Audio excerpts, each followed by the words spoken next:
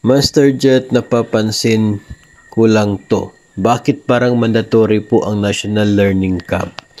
Actually, kung sasabihin po natin o pagbabasihan po natin yun pong sinasabi ng DepEd, ay itong NLC, National Learning Camp, ay voluntary, no? Dapat voluntary yung participation ng students, voluntary yung participation ng teacher. Hindi po siya mandatory. Pero minsan din kasi ay parang marami din po tayong mga nababasang mga mensahe na nagsasabi na yun nga, ito po, no? Parang naging mandatory yung dating sa kanila dahil nire-require sila na dapat mag-serve under the NLC.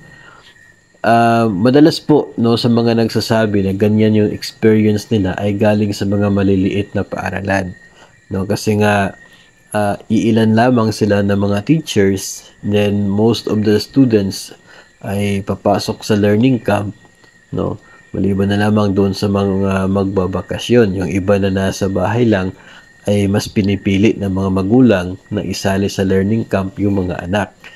Ngayon, yung tendency po niyan, kung marami po yung estudyante tapos maliit lang, iilan lamang kayo ng mga guro at sasabihin ni school head na ito ay voluntary, baka iisang guro na lamang o dalawa yung magvo-volunteer.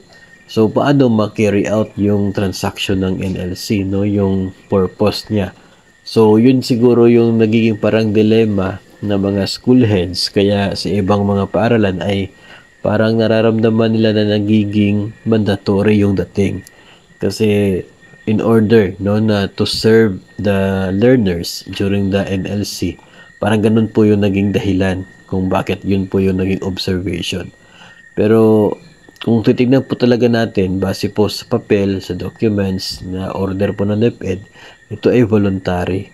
Pero minsan din kasi, no, in exigency of service, kung nakikita po natin na talagang need yung presensya at serbisyo natin during that period, ay tayo ay talagang mas pipiliin na magsilbi during that period at hindi naman po siguro lugi, no, itong mga mag-serve sa NLC sapagkat bagamat bakasyon ninyo sa period na yan at kayo ay pinareport dahil sa NLC, yung days naman na kayo nag-serve ay pinalitan, no, ng tinatawag na service credits na pwede po ninyo magamit in the future.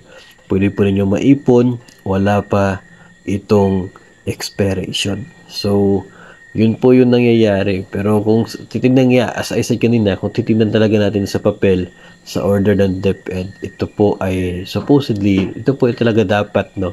Dapat na voluntary.